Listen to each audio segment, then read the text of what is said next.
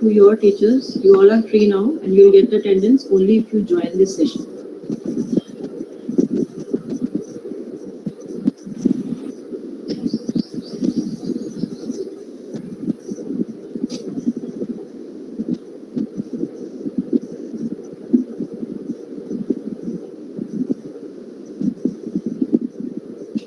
I really expect few good questions from your end, from all the classes.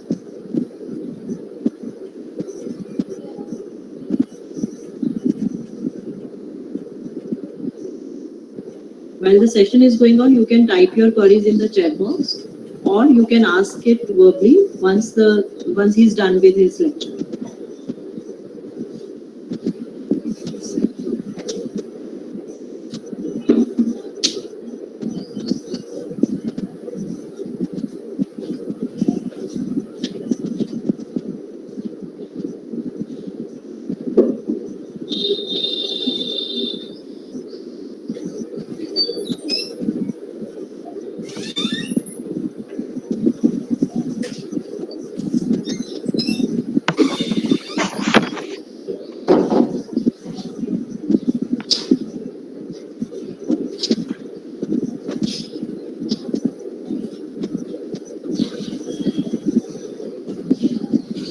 Right. In case you don't you are not able to join through this link, we'll be sharing another link through which you can join our YouTube streaming. Okay, so don't panic. You all will be getting a chance to join and listen to the lecture. And make it sure that you don't turn on your mic in between. Make it very sure, please. Neetu ma'am? हाँ जी ma'am. Ma'am share कर दें इनके साथ YouTube वाला link भी. हाँ, वो उसमें IIC में आएगा YouTube वाला लिंक. अभी वो जब सेशन स्टार्ट होता है ना, तो उसके बाद आता है वो लिंक. तो बेटा आपको ग्रुप में आ जाएगा IIC वाले लिंक में. तो जो काउंसिल के I have just started the streaming. Should I share the link with you? हाँ जी, हाँ आपने कर दिया तो कर दो शेयर, यहीं पे कर दो. चैट बॉक्स में शेयर कर दो मैम. जो स्टूडेंट्स नहीं ज्वाइन कर पा रहे उनको कन्वे हो जाएगा. ये इनके फ्रेंड्स ही हैं सब, तो ये कर देंगे. मैम मैं ना नीतू मैम को और IIC ग्रुप में शेयर कर देती हूँ. It would not be possible here because I have like. हाँ आप कर दो, मैं शेयर कर देती हूँ, आप मुझे कर दो. Okay.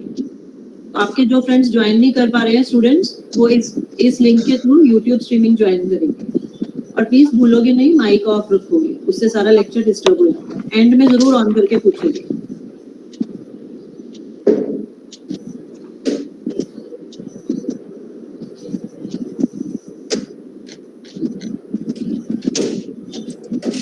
Sarabjit ma'am, kindly share the brochure for the moment, please. Kindly present it from your screen. Manmeet, I am sharing it with you. Oh, okay, ma'am. I just need to take an image for that. Yeah.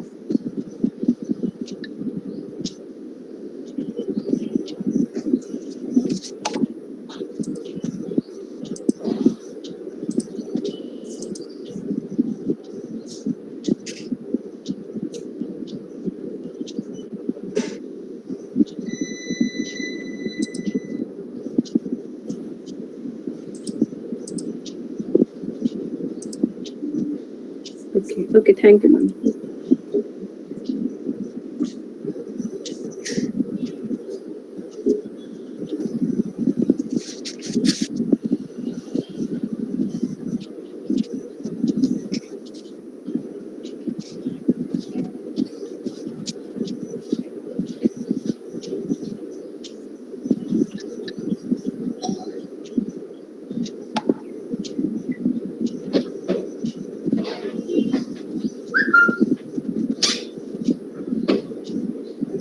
Please turn on your camera for a moment.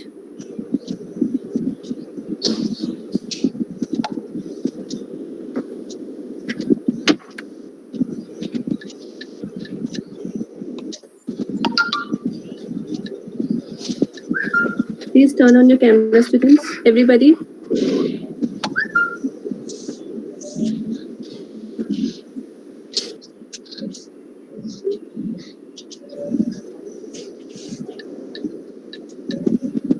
Yes, please turn on.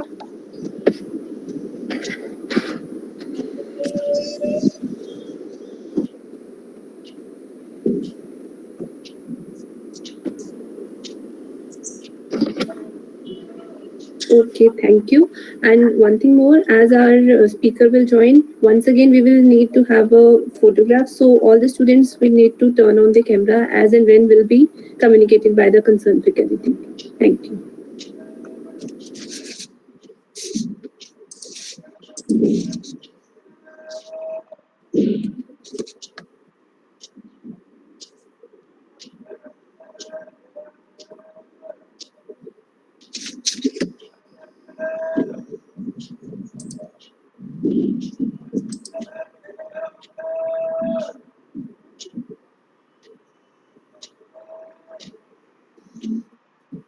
Good morning. Is there any third year student who can share the brochure on screen? I have shared it in your group. Wait a minute, ma'am. I'm going to share it. Okay. Thank you.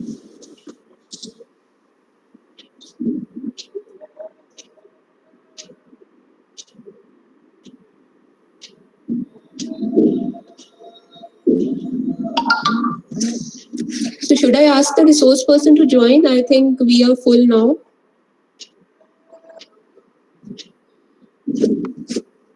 Yes, ma'am, we can. Okay.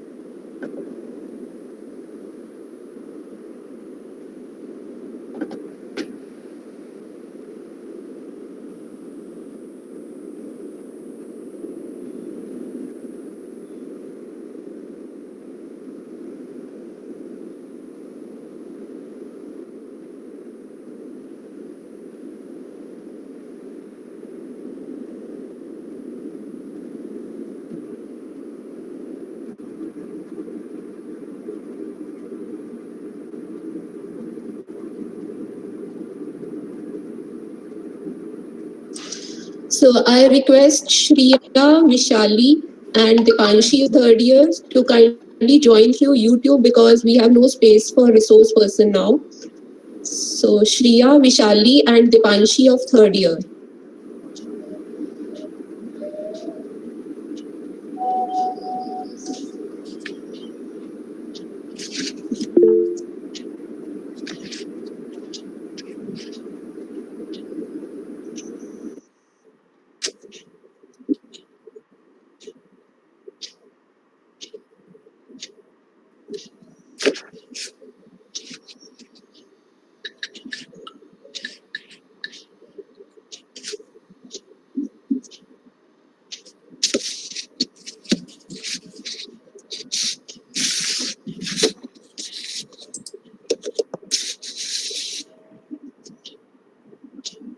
Good morning, ma'am, and good morning, everyone. Good morning, sir. Good morning. So our resource person is there. Good morning, everyone. I, Neetu Batra, on behalf of Meherchand Mahajan DAV College for Women, extend a hearty welcome to our worthy resource person, Shri Satyendra Singh Ji, the Chief Executive Officer, Technology Business Incubator, Indian Institute of Science Education and Research, Mohali. Sir has graduated from IIM Lucknow and has worked in marketing and product management roles with corporates like Airtel, Tata Teleservices, Murugappa Group, Videocon Connect, and Reliance. For the last 5 years, he has been actively involved in promoting startup ecosystem in the country. He has been leading incubation centers at NIFTEM, National Institute of Food Technology, Entrepreneurship and Management, and IARI, Indian Agricultural Research Institute, Delhi.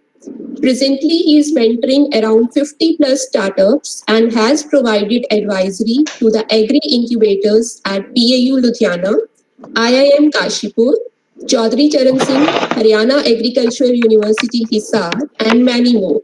Sir, we are really honored to have you as resource person for today's awareness session. Before we start with the event, I would like to shed some light on Institutions Innovation Council of a college established in the year 2018 under the aegis of Ministry of Education, then MHRD, with a purpose of systematically fostering the culture of innovation and entrepreneurship among the students. The main objective of IIC is to conduct various innovation and entrepreneurship related activities in collaboration with academicians, entrepreneurs, investors, professionals, and create a mentor pool for student innovators. For the last 3 years, we have been putting in efforts in this direction, and the Innovation Council of a college has been awarded 4-star rating by the Ministry of Education in the year 2020. Sir, today's awareness session is also a step towards promoting women entrepreneurship, and it's a great privilege for our students as well as faculty members to have an opportunity to interact with such a learned and experienced person like you. Now I request Dr. Indu Arora, the Vice President of our Innovation Council, to formally welcome our resource person. Over to you, Indu ma'am. Thank you, Dr. Neetu. Good morning, everyone. It is really a proud moment to have Shri Stender Singh Ji as resource person among us. I welcome you, sir, from the core of my heart. Thank you, everyone. And now I over to Dr. Neetu. You can continue with the session. You're on mute. Excuse me, ma'am, you're on mute. So there is an announcement for the participants. They are requested to keep themselves on mute mode. They can turn on their audio and video at the time of interaction or discussion. They can post their queries in the chat box. Their questions will be taken up at the end of the session. Attendance cum feedback form will be shared in the chat box here and also in the YouTube live streaming session.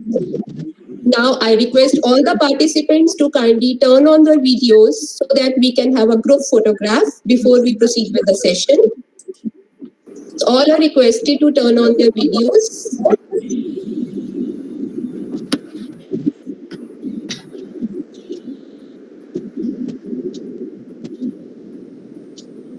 All the participants, please turn on your videos.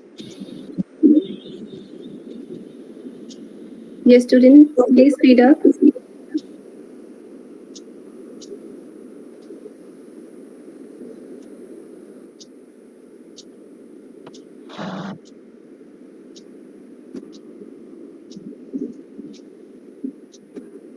Please turn on your camera, everyone.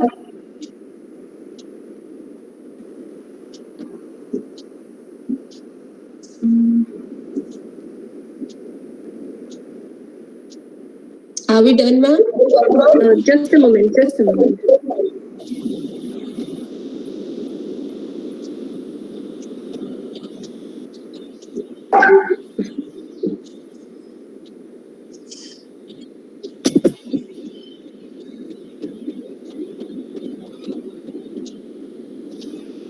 Thank you everyone. Thank you so much. Thank you all. So without taking much time, I now invite our resource person, Satyendra sir, to kindly start with the session. Platform is all yours, sir. Thank you. Well, thank you, ma'am. It's really pleasure to be interacting with the students and faculty of such an esteemed college. And I don't know how useful my session would be, audience can tell better, but it will be certainly a learning opportunity for me at least to understand what your Innovation Council is doing with the college, and since it is being awarded, so we could actually learn certain best practices from your institute. Now, having said that, the session will be having a brief presentation. And you can, as ma'am has said, you can actually post your questions on the chat box, and in between we will take a break also for the questions and answers during the session. If you have any problem with audio or anything, technical issue, please raise your concern then and there. So now I'm sharing my screen. Give me a second.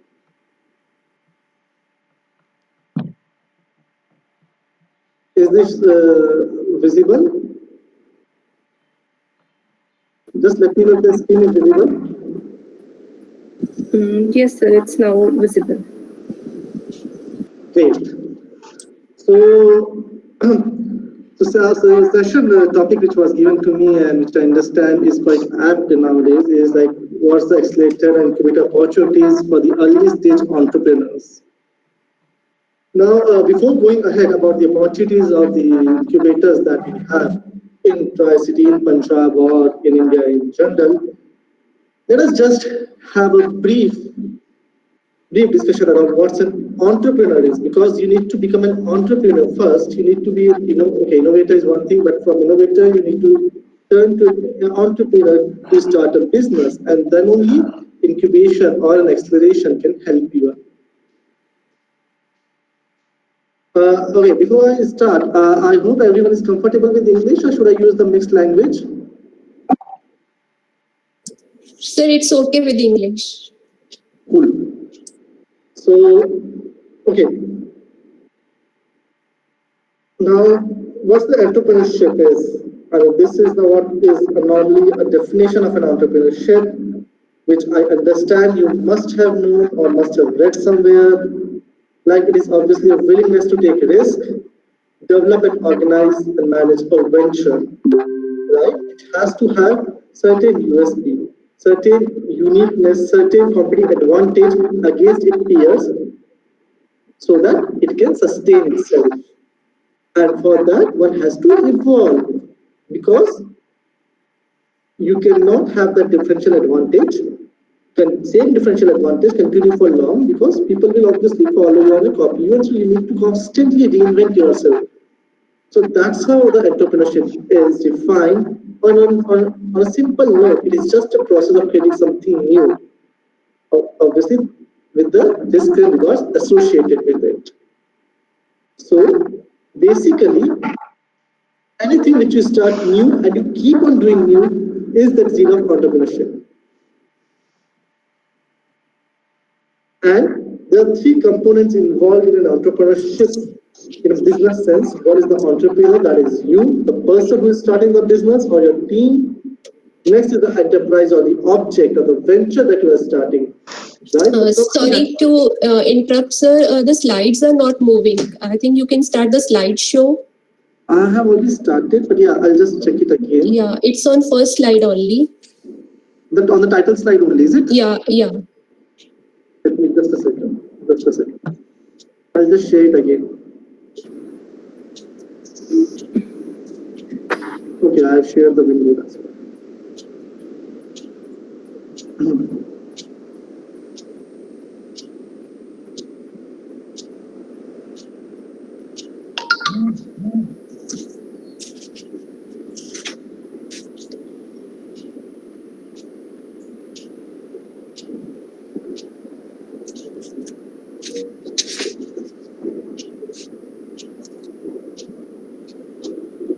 Now is it? It's starting now.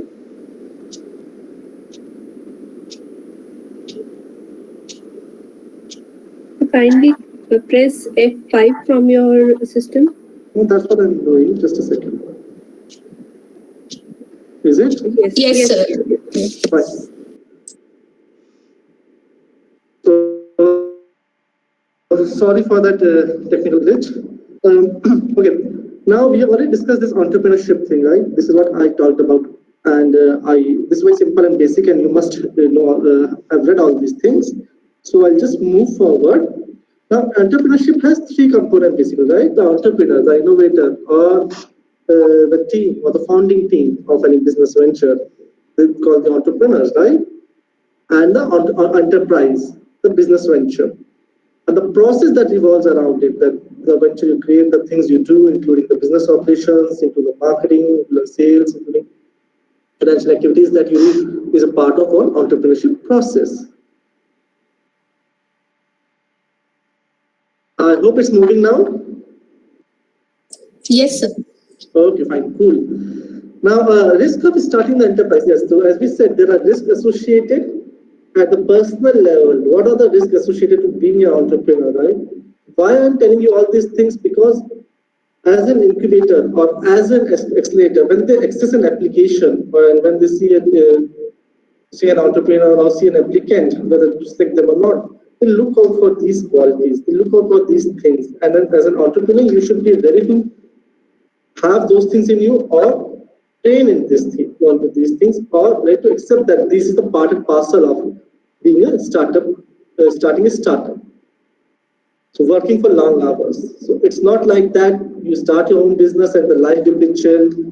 It's like in the job you said you're slowing yourself, you're working since 9 to 6 or maybe 9 to 5, some 8, 9 hours. But when you start your own venture, it is 24/7. You're always on your toes, always working, at least on the early stages. So you need to be mentally prepared that yes, it needs time, it needs your efforts. And a certain income. And again, income is not certain. So you need to prepare or you need to have that contingency plan in place because your financial inflows will not be consistent. Next, you need to be responsible for that. You cannot blame anybody. Being in your job, you can blame the existing process, the system, the organization, your boss, government regulations, whatsoever. But when you start your own venture, it is you who has decided to take it over. It is you who has decided to design the process, who has actually started or working on the scalability of the product.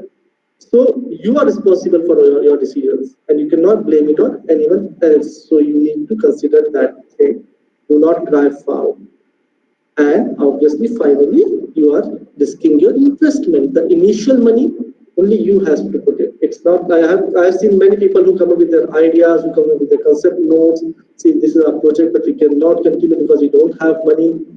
So until unless you put in your money initially, nobody's going to believe in your idea. So initially, you need to bootstrap your enterprise or your venture, so you have to risk your investment.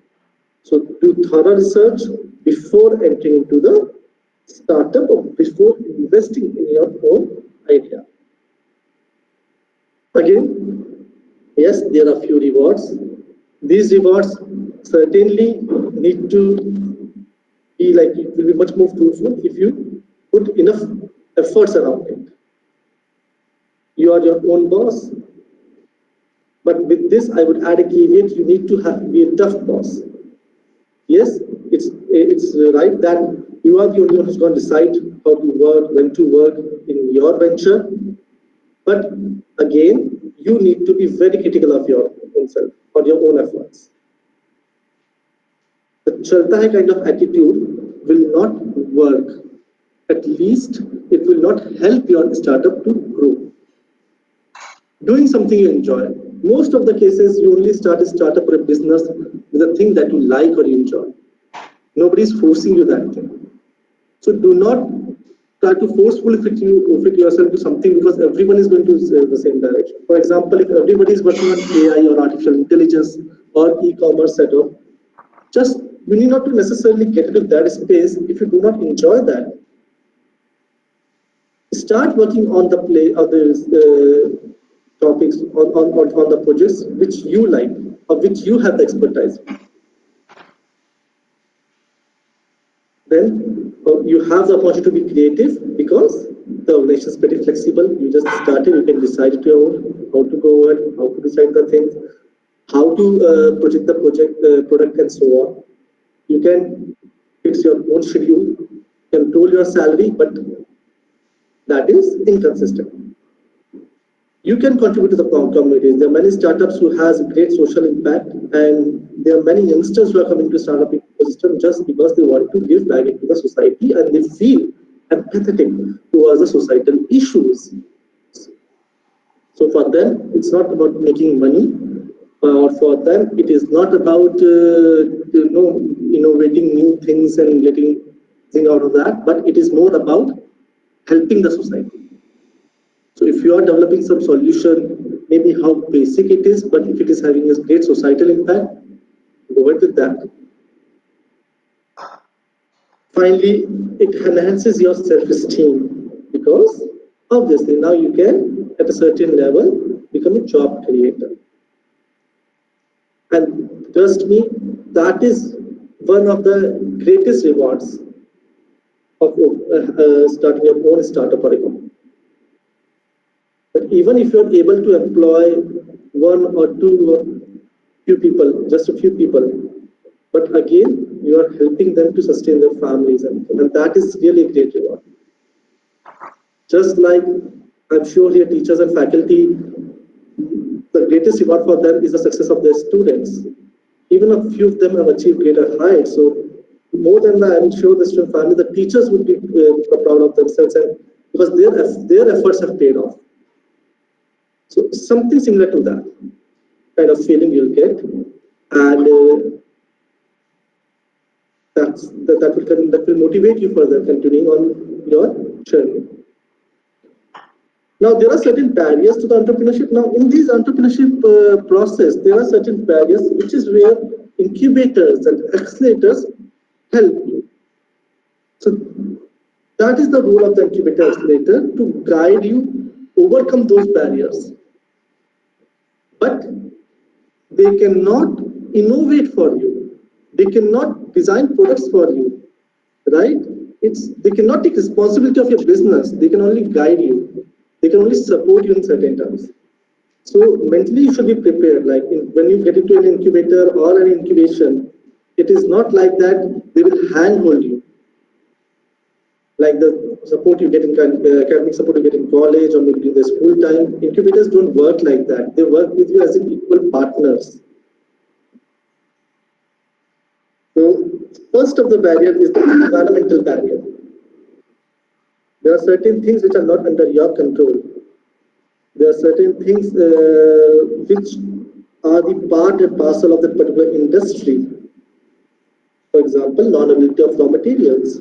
Now, the greatest example we have is in last few years when government has put restrictions on the items that could be imported from China. Many enterprises faced issues out of it because the raw material was not easily available.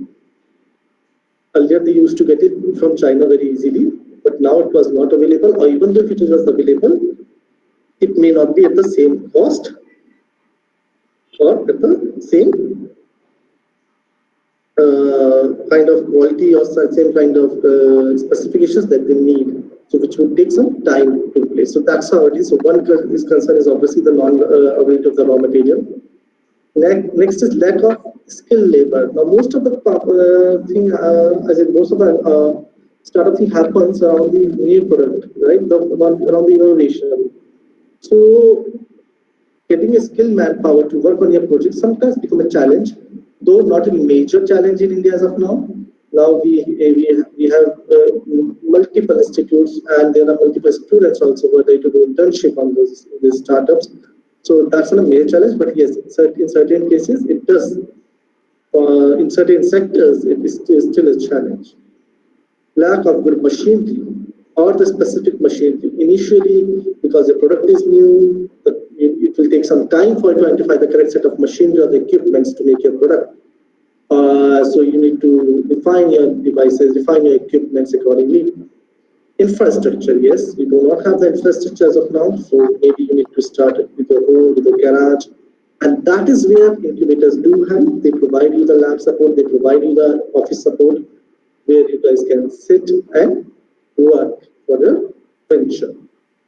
Lack of funding, this is primarily one of the key issues. Funds will always be an issue to scale up. So once you establish a concept or a prototype, or you get some market traction around your product, you can easily go for further funding, either through government agencies or through the venture capitalists or through private investors, angel investors, and so on. But yes, that is one of the issues, the outside issues, which is obviously not under your control. And there could be few other environmental barriers with specific to, like we have the pollution control issues, and then NGT, National Green Tribunal, has it concern over the environment, so you need to see whether your industry or it can fit in over there, and so on. There could be certain cultural issues which are not under your control. So these are the environmental barriers. Next is the personal barriers. Now these barriers are a little easy to work on. Like, this is something which you need to work on yourself. Obviously, incubators can guide you. The mentors available with the incubator can train you, can help you out sort out of your personal barriers. But this is something that you need to work on. Unwilling to invest money. So if you're not willing to invest your own money, trust me, nobody's going to believe in your idea, because you yourself is not convinced. You yourself are not believing in your idea. You yourself are not risking your own funds. Then how would you expect others to have that kind of trust in your product, right? So you need to start, like, you need to start from yourself. You need to invest in your product from your side to give them some proof of your seriousness about your product, and the belief or the conviction that your product can actually work in the market. You may need to do certain surveys also for the customer interviews as well, or do the market research as well before designing a final product. For that, you may need to invest some amount of money from your end. Lack of confidence.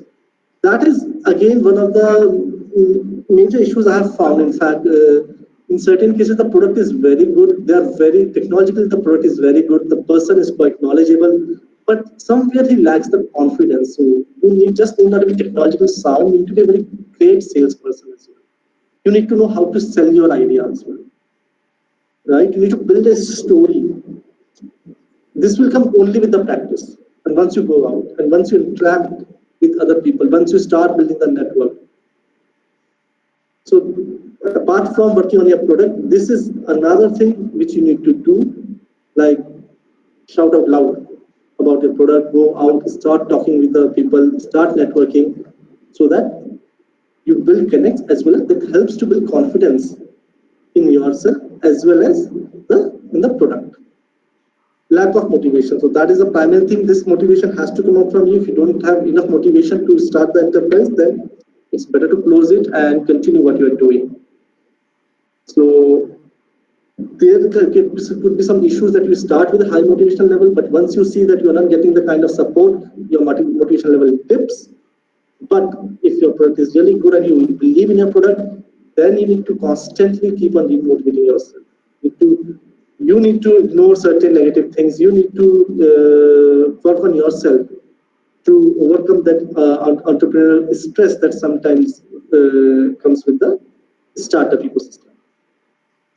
Lack of patience. Yes, we want everything in hurry. We want to become billionaires. We want to become unicorns in just a year time and 2 years time. That is not possible. Everything takes a time.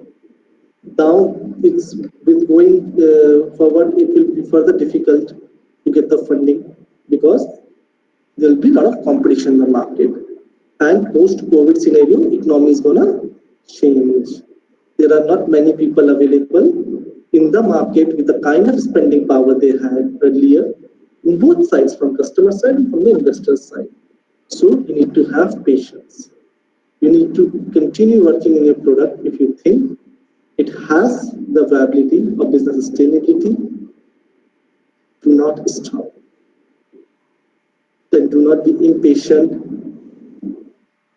You need to build it slowly, but effectively and efficiently. And finally, it's a general thing, inability to dream. Like if you can't dream big, if you cannot think what that your idea could do and how it could impact attract the people or how you could scale it up, then you have to shut it down, because unless you yourself do not have a clear idea, or you're not giving what your project is big enough, then nobody else can help. So this barrier is something which is very personal to the entrepreneur.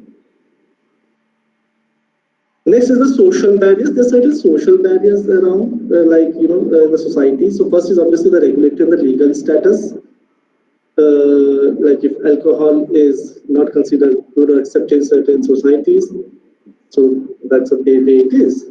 If, for example, in Gujarat, if you want to launch something which is non-vegetarian, maybe people will not accept it. So all this legal, regulatory, customer, tradition, family style, you need to see all these things, which this all defines, in fact, the consumer behavior. So you need to study the consumer behavior before positioning your product, before designing your product, before getting it into the market or doing a market trials. Even at the conceptual level, before designing the product also, you can do the market study, you can study the consumer behavior, both through secondary sources as well as some primary research. So these are the major barriers. Now, these are the barriers that you can overcome. And once you overcome those barriers, there are quite a few challenges which entrepreneur faces while building an enterprise. And again, incubator helps in all these things. Like first is obviously the financing, funds arrangement, and all. Incubator helps mentor you to build your pitch deck, to build your project report, to make you fund ready, to connect you with different investors, or to help you apply in different government schemes or grants which would support your venture. Next, team building. Now, team building is a very, very important aspect, but most of the startups tend to ignore it. What happens is, as an innovator, I innovate some new product, and I'm working on some problem, and I found that yes, this product or this solution has a great market, and probably I should take that to a market and build a company around it of my own. So yes, I'm the technology guy. What I'll do is I'll start a company, say with my wife or with my brother. I'll start with my relatives because I don't trust anyone outside, and the other way around, the other guys don't trust me as well. So I build the team with just my known fellows. They may or may not be skilled, and I'm the only one who takes all the stress, all the work, and which I'm not capable of. So you need to be carefully define your team. You need to have experts in your team which will help your business. So if you're launching an FMCG product, fast-moving consumer goods like the food processing sector, or into the cosmetic sectors, or into textile, you need to have a marketing guy. You need to have a person who is actually an expert in marketing, apart from the technology, which I assume you are a technology expert. If you're getting into the agricultural side or the farmer side, you need to have an agri expert in your team. The role of that expert or the role of the team person, you could define whether it could be the part of a founding team for a team member, or it could be later joined as an advisor or as a consultant. But you need to have that experts and carefully design your team. Do not take this thing lightly. Being the visionary, yes, you need to have a vision. You need to have a clear sort of things where you want to reach with your enterprise. And that is, again, not that easy as it sounds, because it requires a lot of research. You cannot say that today I'm developing this product and in 2 years I'll have 50% of market share or 10% of market share. How are you going to achieve that? So, for sector specific, for case to case specific, we have to actually define it carefully. Obviously, dealing with the unknown, you are getting into the unknown because you don't know how this product is going to behave in the market. All things are based on a calculated research and assumption. Okay, I'm assuming that when you are developing your product and when you are saying some numbers, you are doing some calculated research, but again, it is an assumption. So yes, there is always a factor of unknown. Loneliness, certainly, if you are coming from a job, if you are coming from, a person who is very, very, very social, have enough time for family and all, and you're not able to give that time because you're so much involved with the enterprise, sometimes this loneliness thing creates you, which you need to actually face. And finally, last two, decision making and rule making. Sometimes the entrepreneurs get puzzled up. They take too much time in deciding the things and making the process of the rules and all. So that you need to this challenge you to overcome and to see for the solution. If you need to seek an outside help, if you need to seek the help of a mentor, do that, but take quick decisions. Okay. So now, these are the basic competencies of the entrepreneur in general, but these are not all firstly. Secondly, these are not something which you need to possess from the lessons from birth. It's not like some God-gifted qualities. You can develop these qualities, which all of which are mentioned here. Being decisive, being confident, obviously willingness, enterprising, innovative, all the leadership qualities, you can develop with a proper set of mentorship and training, and incubators can help you in these sort of things. And once you start venturing into the startup ecosystem, certainly these qualities like risk-taking or being confident, inherently you start building those qualities. So this is about the entrepreneurship and the entrepreneurs. Now I'm open to, I'll just stop, maybe I can stop sharing the slide, and I'm open to questions. And before I start taking a question, there is just one question from my side. Which occupation do you think has the maximum entrepreneurs? So anyone can answer that thing, they can write in the chat box. So which occupation or which sector has maximum entrepreneurs? What do you think?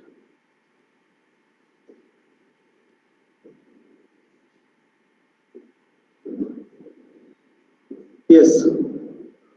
Anyone wants to answer that thing? And then we are open for question on the entrepreneurship, and then I'll go to the second part, which is the incubators.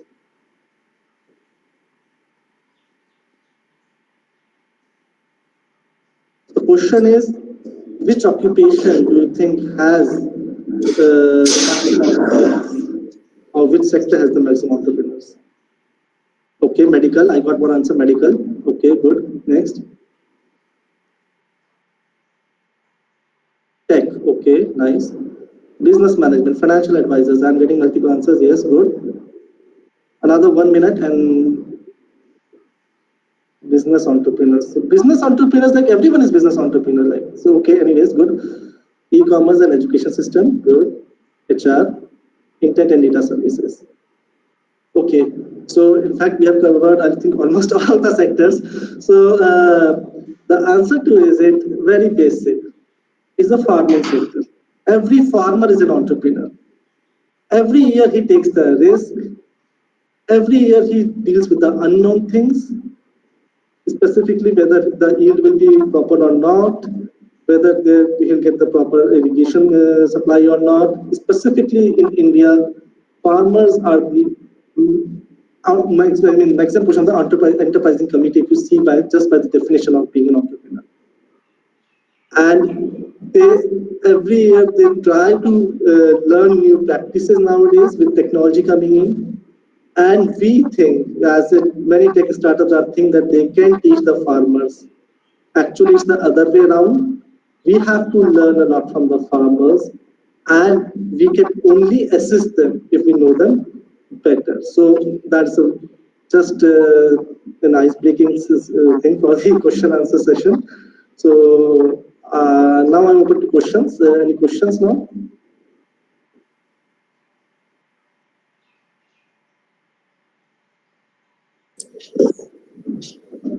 Okay. Yes, students, please feel free to ask if you have any queries. Fine. Or you can post in the chat box also. No issue. So we may continue. And I understand, ma'am, we do have entrepreneurship course in your college as well, right, for the students? Yes, sir. It's there in the commerce stream, and it is microbial and food technology. We have one paper related to entrepreneurship, Great. but not in the basic sciences. Okay, great. And these students are final year students? No, this is a mixed crowd, first year, second year, third year. Some PG students are also there. And Great. again, basic sciences and applied sciences, both type of students are there. Great. So good. So I think then let's move forward. If you do not have any questions now, and I understand your basic funda of being an entrepreneur, entrepreneurship is clear, and it's good to know that you have those courses in the college as well. So I'll start sharing the screen again. Yes, sir.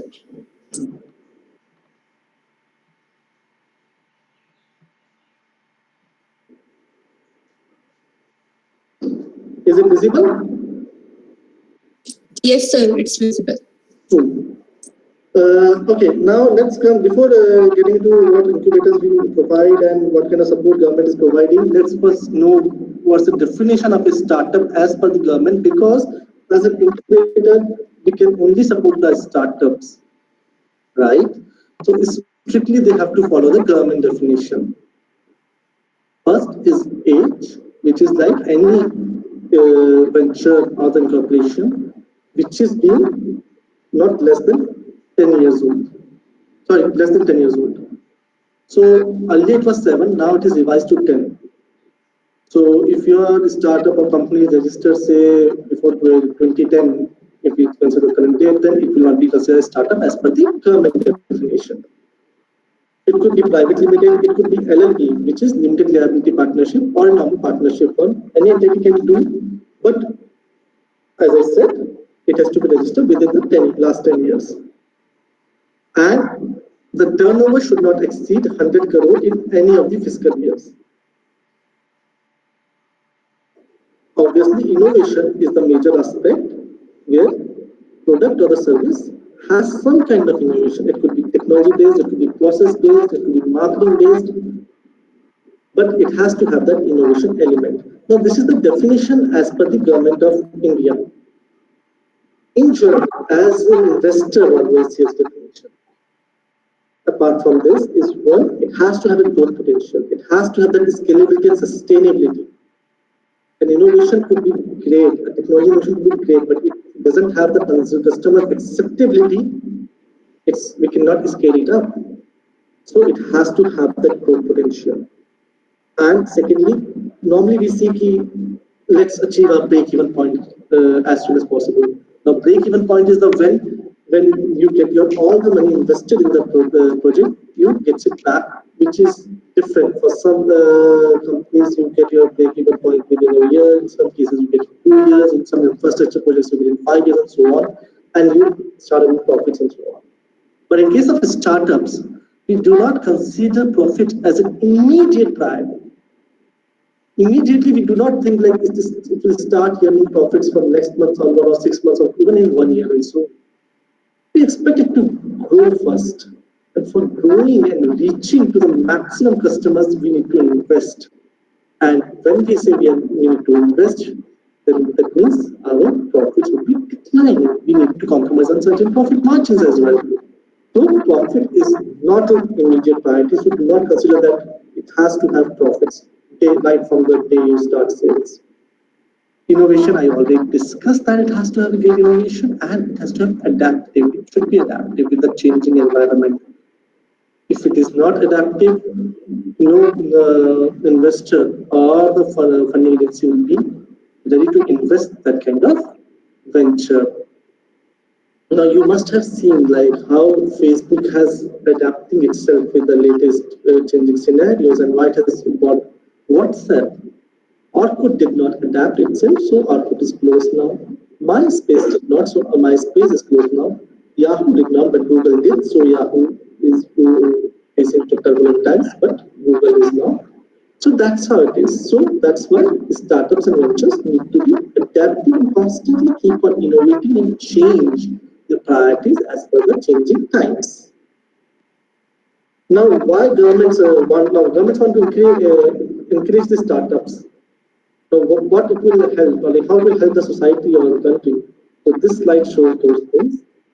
Obviously, there will be technology advancement, there will be competitive advantage for the society as a whole, for the country as a whole.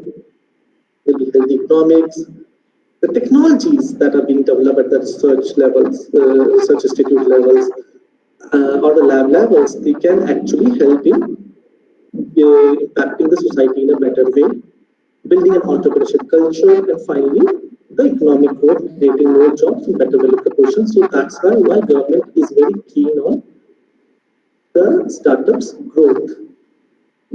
And last few years, it has exponentially supported the startups. Now, this is a clear picture how we have moved. We were like few years back, we were not even top 5. Now we are in second place as far as startup ecosystem is concerned. So first is obviously US, second is India, then UK, Israel, and China. So these are the technology-driven products. When we say technology, so this is only considering the product which has the technology, not all the startups, but still as in the patented ones. So still we have around 10,000 startups, technology-driven startups, and that is when we are saying it's in the year 2019. There have been around growth of 40% since 2014 in incubators across India. So you have plethora of incubators choice and where you can apply. Every day there's a call for application from different incubators. You just need to see which incubator fits the requirement of your startup and with which incubators you want to work. It could be the locational thing, it could be the sector, it could be the funding opportunity that the incubator is giving. You can decide as per that. Now, these are the key hubs, startup hubs in India. Earlier it was Bangalore, now it is Delhi. Like Delhi NCR, around 30% of the startups come from Delhi NCR. So why I have mentioned these hubs is here because when you are sitting in those hubs or you are working with the people over there, you build a strong connect with the like-minded people, with the investors, with the startups which you can collaborate, right? So even now, Chandigarh, Mohali will be coming in a big way as a startup city or you can say tech-based city because government is spending a lot of money on infrastructure as well as promoting startups in the state. But yes, we still have a long way to go before we come close to all those towns, whether it is Pune, Hyderabad, Mumbai, Bangalore, or Delhi NCR. Now, this is again the landscape of the startups. See, it's more than 1.5 lakh jobs have been created. We have 1,000 plus tech-based startups. Total 15,000 startups in just 2019. We had 7 unicorns. Now India's total is 24 unicorns. And innovation rank, we have 52. So this is just to show you that this is the right time if you want to get into a startup because we are growing, like government is supporting it, the sector is growing as such. Now, how government is supporting this startup ecosystem? So there were a lot of issues earlier, how to start a company, how to do the regulatory things, how to do the patent, those all a lot of paperwork involved, legal issues, regulatory issues, all these tangles, and people were used to think like it is a complex thing to do, but now it has been quite simplified. First of all, yes, there are a lot of tax exemptions. You do not need to file tax for many years. There's a process simplification. There's a marketing platform. There is an e-gem. There's a government e-marketplace where startups are promoted. Like government gives priority to the startups for government, the products that government needs as well. Now, entrepreneurship in education, we just discussed. Now it is part of the curriculum in most of the cases, and we have got not many academic incubators across India which has come up. Like we have the Innovation Council in your college also. Then facilitation in terms of accelerators, providing incubating support, funding and grants, industry connect. There are multiple events are happening from Startup India angle, and there are many awards, recognitions, and events. So government is trying to support the best possible way to the startups. Now it is up to us how to take use of it. Now we are having new processes.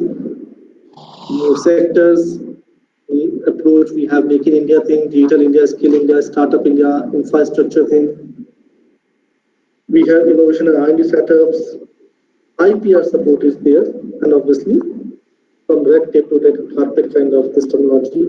The mindset of the bureaucrats is also changing, and government institution is also quite supportive of helping the startups. These are the few government initiatives to help the startups: Make in India, Startup India, Skill India, Digital India. You can go to these sites and see how you can take help of how this fits the requirement of your startup. This slide I will skip. This could be take time because I don't want to get into the complexities of this. Yes, Startup India, I'll just say the most important thing here is the patent support. Now you do the patent. There's a huge debate on the patents and the trademark filing. Earlier it used to be quite expensive. Now it is why is the line? It's nothing like it's within 10,000 even less. You can file a patent, depending obviously in the class you're filing. And other things, yes, as I said, there's already direct registration on GEM Government e-marketplace for the DIBP recognized startups. So you can go through all this detail on their sites. I'll not this is important slide now. Now, what are the government initiatives in terms of specific setting up of incubators or accelerator support? So one is through Atal Innovation Mission, they have set up Atal Incubating Labs in the education institutes and Atal Incubation Centers in different institutes. Even here in Chandigarh, we have Atal Incubation Center at IMTech, which is Tech Chandigarh, which is recently been inaugurated by Dr. Harshvardhan. And we have Atal Innovation Center at ISB Mohali. So ISB Mohali AIC is quite active and working for the last 2 to 3 years and doing quite a good job. They have actually supported great startups like A2P Energy, Agri-to-Power Energy, or Sequel Innovations. And they provide the office space and so on. AIC MTech is just been inaugurated. They will be rolling out their detailed process to apply soon. Next, we have the DST support incubators, which comes under National Initiative for Development and Harnessing Innovations, where we have TBIs, Technology Business Incubators. So ISR Mohali is one of those TBIs, and we have TBIs across India. We have TBI at BITS, we have TBI at IITs. So they are spread across India, and you can apply to their respective incubation programs. Also, the Technology Development Board supports funds of around ₹1 crore through soft loans. So interest rate is pretty low and quite supportive in these loans. And they scrutinize your application, and if it's shortlisted, they provide you loan up to ₹1 crore. Next comes the RKY Raftar. Now, this Raftar Yojana, the Rashtriya Krishi Vikas Yojana, and which comes under Ministry of Agriculture and Farmers Welfare, they have done a wonderful job in the last 3 years. They have set up 29 incubators across India. Each state has its own agri-incubator, and they are providing grants up to these 25 lakhs. So they have 2 programs. So for very early stage startups, their prototype is still not ready. There's still some product development work is required. They are providing funds up to ₹5 lakhs. While if there are startups which have already have a prototype ready or have some market traction, they just need money for scaling up. They are providing grant up to 25 lakhs. Now, when I say grant, it is non-returnable. So one need not to return it, give it back. It is not kind of loan. It is a grant. The only thing is that there are certain milestones that a startup has to achieve. And in Punjab, we have Punjab Agriculture University, which is being awarded RKY Raftar Incubator. In Delhi, we have IARI. In Haryana, we have Hisar University. In Himachal Pradesh, we have Balapur University. So you can apply to their programs. You can see whichever location suits you best. And the best part is that now most of things are happening online post-COVID.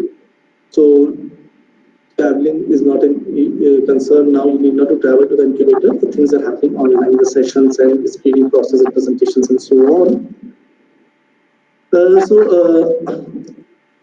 fact, PAE Ludhiana's program is still open, and I think they have their last date of application till 31st May or 10th of June. You can see that on their website. But yes, the program, they're still inviting the application for this year's program.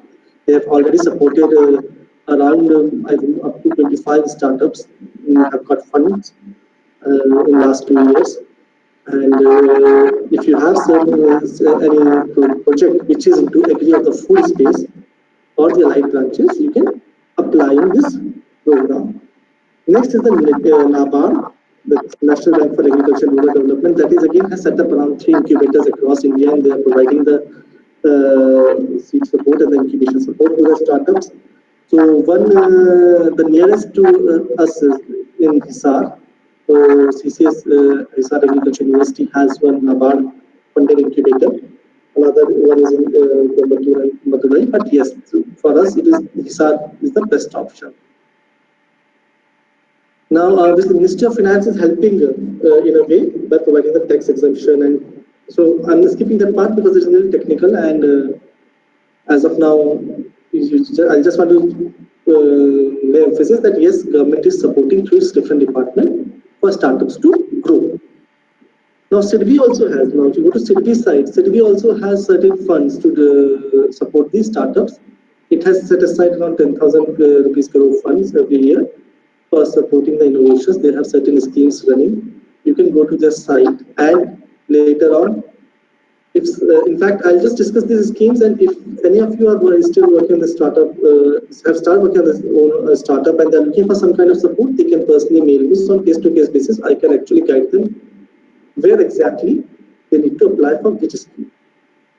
Now, BIRAC comes under Department of Biotechnology, and they are supporting biotech incubators or bio-incubators across India. In Chandigarh, Punjab University has its own BioNest or the bio-incubator. They give funding up to rupees 50 lakhs to each startup for product development, research, and scale up. And apart from that, obviously, incubation support is also there.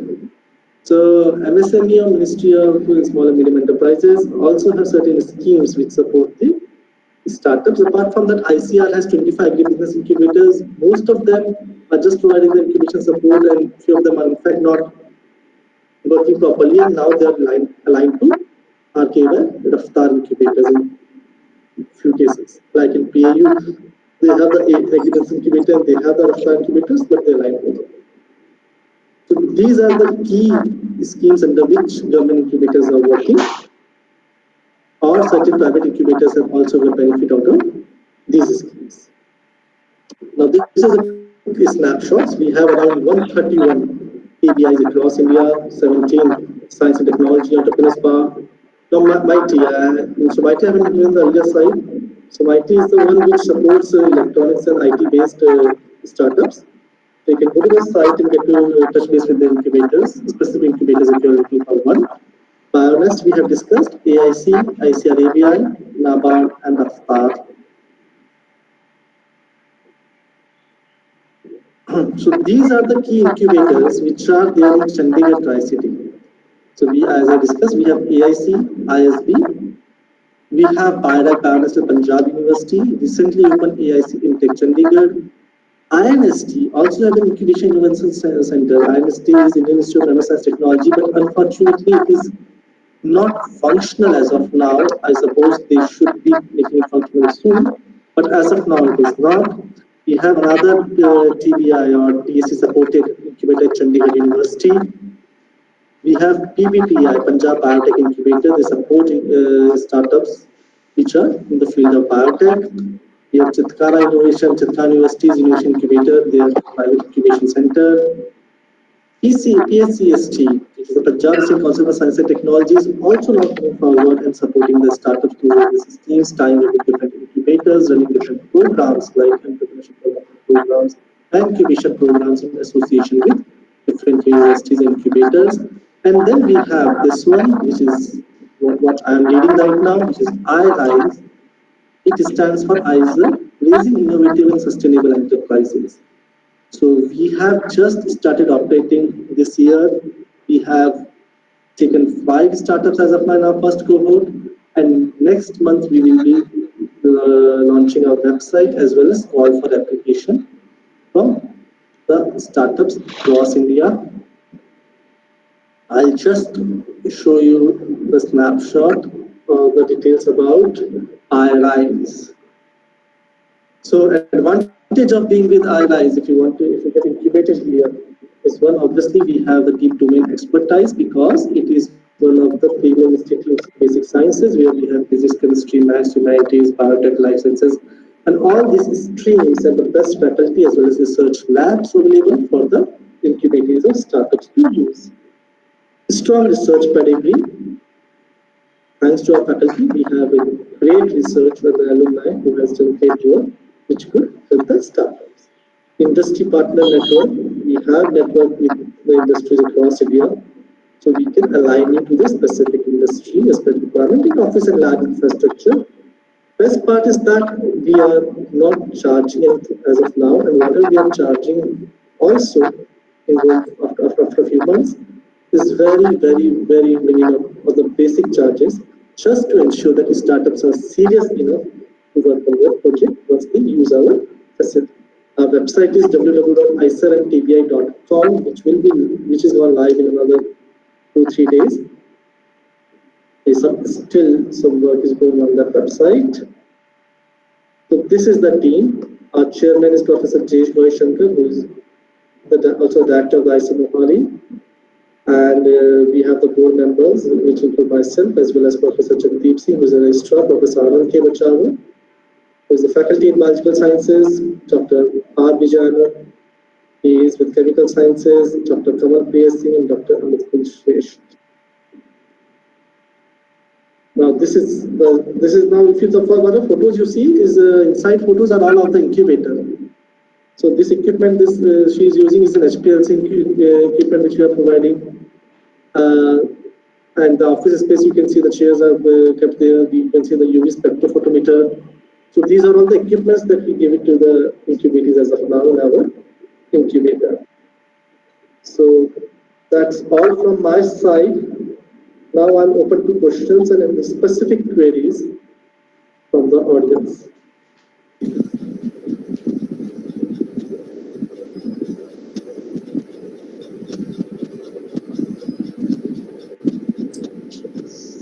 Thank you so much, sir, for such an elaborative session. And I really hope that the conditions improve soon and we get a chance to visit actually the incubator in your campus and meet you in person also. So, yeah. And now I request Dr. Sarabjit to kindly take up the questions. Thank you, Dr. Detu. So, dear students, the session is now open for discussion. You can now get your queries cleared and interact with our resource person. So do we have any startup founders over here who has, or anyone who has done some innovation or working on his or her idea, who has some concept? So some of our students, they participated in the National Innovation Contest last year and they did submit proof of concept and then went for prototype. But there was lockdown and there was no proper mentoring and all these things were not known to them that they can approach the incubator centers and they can have mentors there. So that is why we have arranged this session so that they can avail the opportunities available to them. See, even after the session also, you have my mail ID. So interested students can just send their basic details about their project. And if they're interested to incubate maybe with us or any other incubator, I'm absolutely fine with it to assist them. Because my main idea is to help the startup, whichever way it is possible. And even if you have the idea at very conceptual level, it's absolutely fine. If you just have 2 lines in your mind, just send it across. You can discuss and elaborate that thing. Okay, so don't hesitate. Now also to ask the questions and later also to share anything if you have related to your own startup or your friend's startup, whatsoever you feel like. So we are having a question from one of our students, Ayushi Rana. She's asking, sir, as you said that we don't have to go with conventional choice of space in entrepreneurship. So we decide on a particular field because that field interests us a lot. but then we get to hear suggestions or advices that we shouldn't waste time in this particular field because it's already exhausted and you won't be able to make a feasible product. People won't buy in spite of your revolutionary product. Do you think that a particular space or field can get exhausted after a certain point? See, personally, what I feel that any field or sector is never exhausted. If you think in general, right? You can always say that e-commerce is exhausted now, but still we are getting some kind of innovations happening over there. We are getting some innovative e-commerce sites, doing good business over there. So point here is this generic statement I don't buy. Yes, as of now I don't know the product. I don't know which sector the startup is working on. But in generic, just avoid if there are certain negative comments and concepts. I would say just avoid that. Study and do research at your level. If you see I mean, I can read a line here. It is written that it is a revolutionary product. So if it is a revolutionary product, that means that it will cause disruptions in the sector. Okay, so my understanding is, and I totally believe whatever she's written, I totally believe her that the product is truly revolutionary. So it will bring disruption in the sector. So even if it is exhausted, it will create that market of its own, or it will burst the preconceived notions either of the other competitors or the customers. So, but yes, the further thing I can only help her once I get the details of her project, and maybe I can guide her accordingly. Sir, there is another question. Sir, will the conventional field help India to contribute to the utmost level as desired? The conventional field in India. How do you define conventional field then? Basic sciences? How do you define conventional field? Jasmine, you can ask directly also. She's having some problem turning on her mic. You can. Okay. No, because my India in general is actually contributing in most of the sectors. Whether even if you see the COVID research also, or during the time when we need PPE kits, or the sanitizer and all, we have got so many entrepreneurs, we have got so many enterprises who have diverted their focus or who have diverted their strategy to suit the market requirements. So, okay, now she has written conventional organic farming. Now, yes, so organic, if I just, okay, so if I, now coming back to her specific question, now I could relate to her. She is saying if we just, the conventional organic farming will help in the country. Now, organic farming is one thing which is, I would say, quite misinterpreted, or, if you ideally see organic farming is still a tough job. And to gain the customer's trust and to build a brand around organic farming requires a lot of effort. So if you're ready to give that amount of time and efforts on a startup, yes, there is this market scope, and yes, India being primarily an agricultural country can contribute to the can contribute to the in the international level, and is actually doing it. Even if you see few states which are like Sikkim, which has declared itself as fully organic, Uttarakhand is working hard, Himachal is working hard towards towards the organic sector. There is a lot of government support also in the organic thing, but then one need to be. So one thing is that you are serious enough and you are actually doing organic farming, and other thing is that you are just getting a certification and for the marketing purpose. So I'm not that firm believer of the second one. So if you are seriously keen on that, you need to give time. It requires at least minimum 3 years for land to convert completely organic, and for that you need to have that kind of patience. And now many startups are there which are working. Quite a few of them are doing good.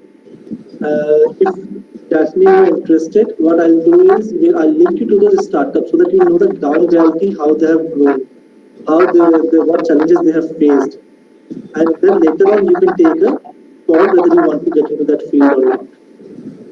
Right, sir. Yes, students, any more questions from your end? So there's another question from Ankita Seni. She's saying, sir, as I'm interested in art and craft, how can I start? From where I'll start? Okay, here two things. Art and craft is a very wide area. So we'll be very specific. Either we are talking about the tribal art and craft, or you are talking about something else. You are talking about the waste to getting art from a waste thing, something new innovation that we have done, or you are talking about creating a marketplace for the art and craft, or you are creating the supply chain, like connecting those tribal human or tribal art to the urban centers or urban selling points. So it totally depends on that. But yes, as I again said, none of the field is exhausted.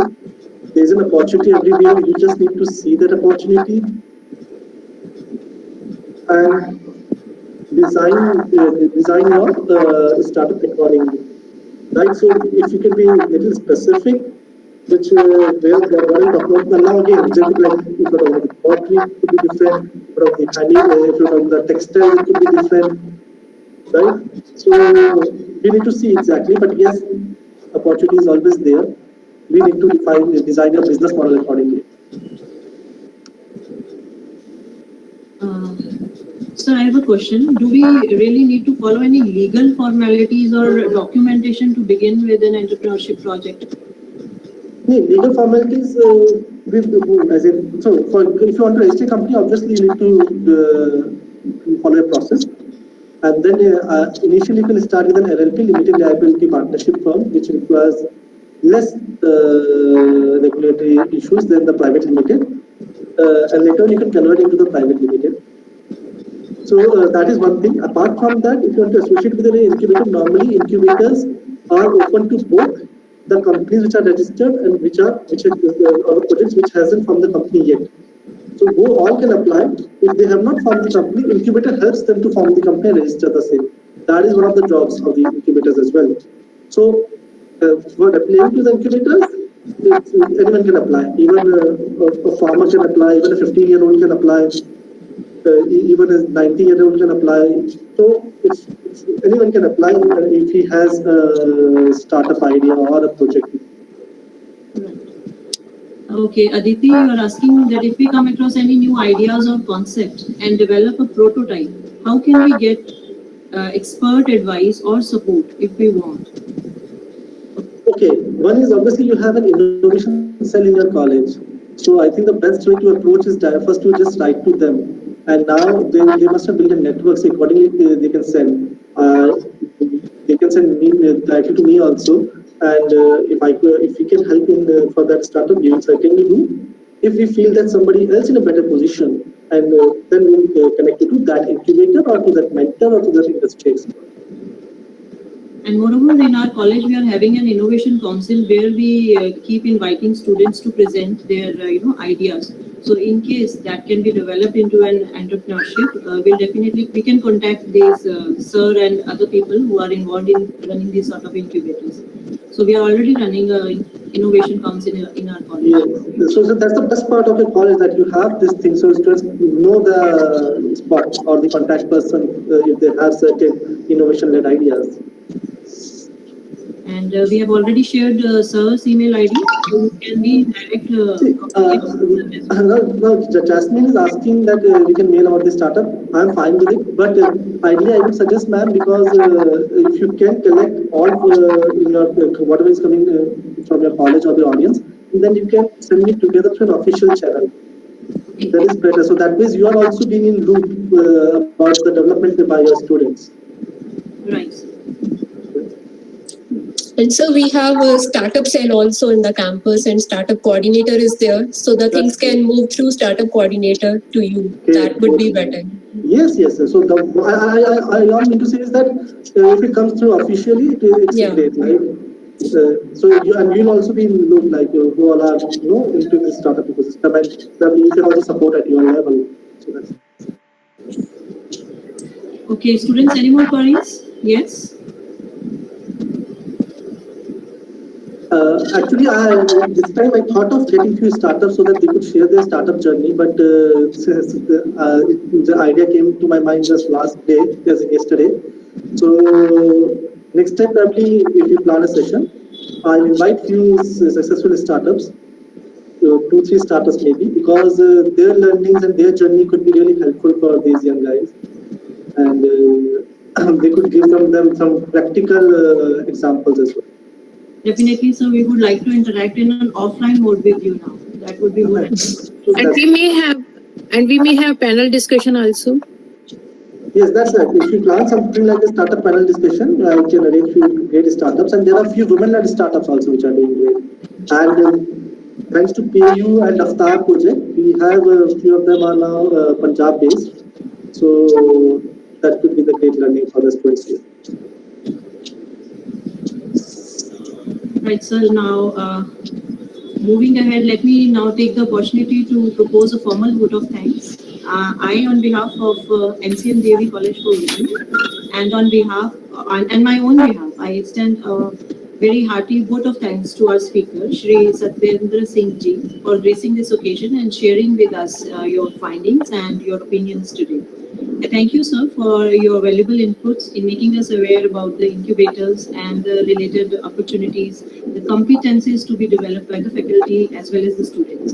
Thank you, sir, for satisfying the inquisitive minds of our young students. And we really look forward for more of such kind of interactive sessions with you in future. I also thank Honorable Madam Principal Dr. Nisha Bhargav for providing us this platform to organize such informative event. And I thank the team members of institutions, Innovation Council, the technical committee member Dr. Manmeet and Dr. Sandeep. And last but not the least, I would like to thank the students for their participation. Thank you all for being with us and sharing your views. Thank you so much.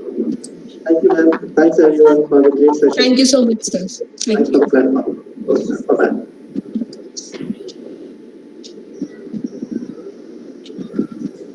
Thank you, everyone. Yes, students, you all can go back and join your classes. Thank you. Thank you for Congratulations, team. Thank you, ma'am.